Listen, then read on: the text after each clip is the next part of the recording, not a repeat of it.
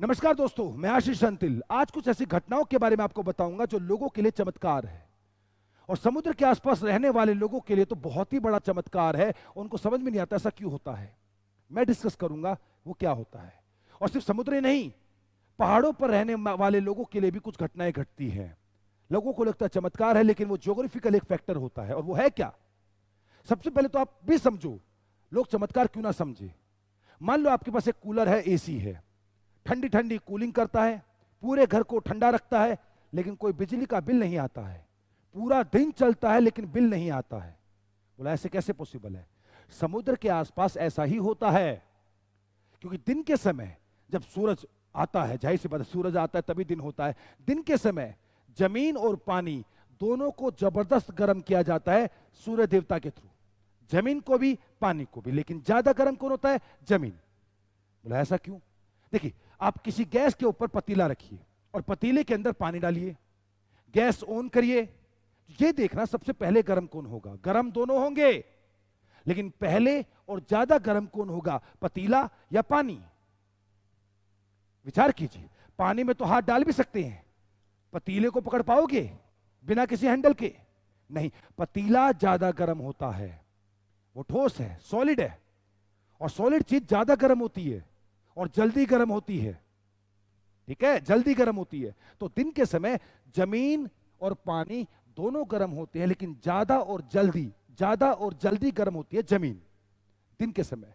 तो यहां की जो हवा होती है वो भी गर्म हो जाती है, और गर्म होकर हल्की होकर हवा ऊपर उठ जाती है। हवा ऊपर उठ जाती है और एक स्पेस क्रिएट हो जाता है, एक खालीपन बन जाता है।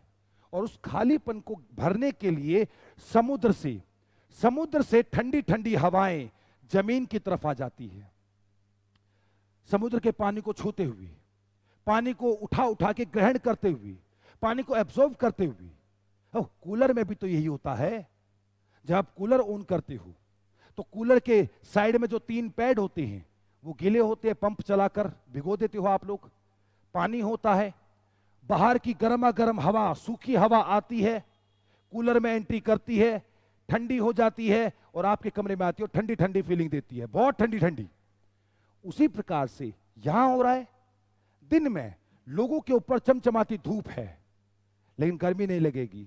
क्यों? आप जाओ समुद्र के किनारे, मुंबई जाओ, गोवा जाओ, केरला जाओ, चेन्नई जाओ, कहीं भी जाओ, दिन में धूप होगी, लेकिन ठंडी ठंडी हवा भी होगी। क्योंकि यहां की हवा गर्म होकर ऊपर उड़ जाती है, क्योंकि गर्म हवा हल्की होकर गर्म हवा ऊपर चली जाती है, और यहां की हवा उस खालीपन को घेर लेती है, जिसको बोलते हैं सी ब्रीज। मतलब जल समीर, सागरीय समीर हर रोज होता है। हर रोज ये कूलर अपने आप चलता है, हर रोज कूलर अपने आप चलता है। लेकिन रात में क्या होता है? रात में इसका उल्टा होता है। जैसे कि मैंने आपको बताया, जमीन और पानी दोनों गर्म होते हैं, लेकिन जो चीज जल्दी गर्म होती है वो जल्दी ठंडी भी होती है। वो जो गैस के ऊपर जो पतीला रखा था, गैस को बंद करके देखो। जब गैस को बंद करोगे तो पतीला जल्दी ठंडा होगा कंपैरेटिवली पानी के।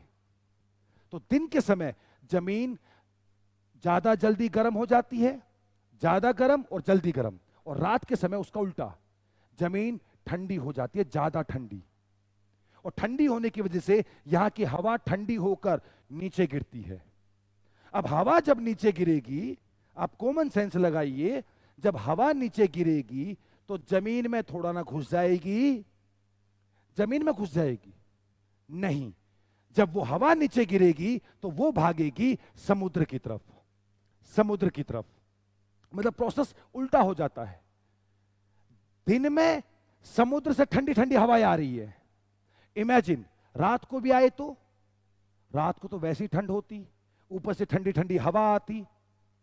रात को धूप नहीं होती, इसे ठंड होती, और ऊपर से ठंडी ठंडी हवा आती। अरे सर्दी खांसी जुकाम में मर जाएंगे हम। लेकिन ऐसा नहीं होता है। रात को समुद्र से हवा नहीं आती, हवा समुद्र की तरफ जाती, जमीन से समुद्र की तरफ। उसको बोलते हैं लैंड ब्रीज। लैंड ब्रीज मतलब स्थल समीर। तो दिन में कभी भी भूल जाओ तो ध्यान रखना, दिन में गर्म क्या होगा? जमीन। तो हवा गर्म होगी, ऊपर उठेगी। खाली जगह तो इधर से आएगी, पानी से आएगी, जल समीर। दिन में जल समीर। धूप है, ज्यादा गर्म क्या होगा? जमीन। हवा गर्म, ऊपर गई, हवा आ गई, जल समीर। रात में ज्यादा ठंडा क्या होगा? जमीन। तो ठंडी हवा कहां जाएगी? जमीन।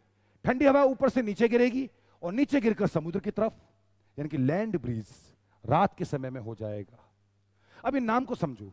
देखिए, अगर कोई बंदा अमेरिका से आता है तो कहलाता है अमेरिकन, है ना।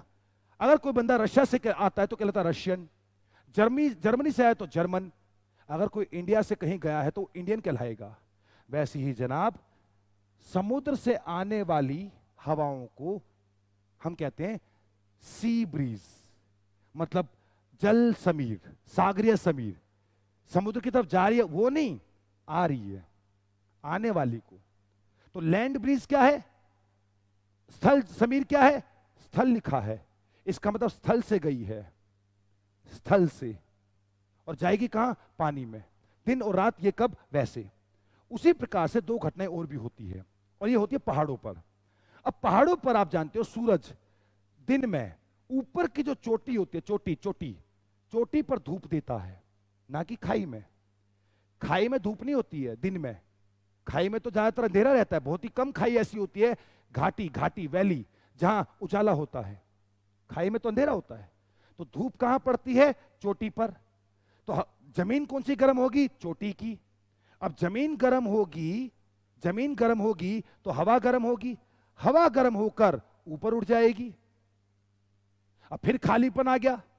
अब खालीपन आने की वजह से नीचे घाटी से हवाएं ऊपर जाएगी। इसे दिन के समय एक अलग शब्द आ जाएगा, वैली ब्रीज, घाटीय समीर।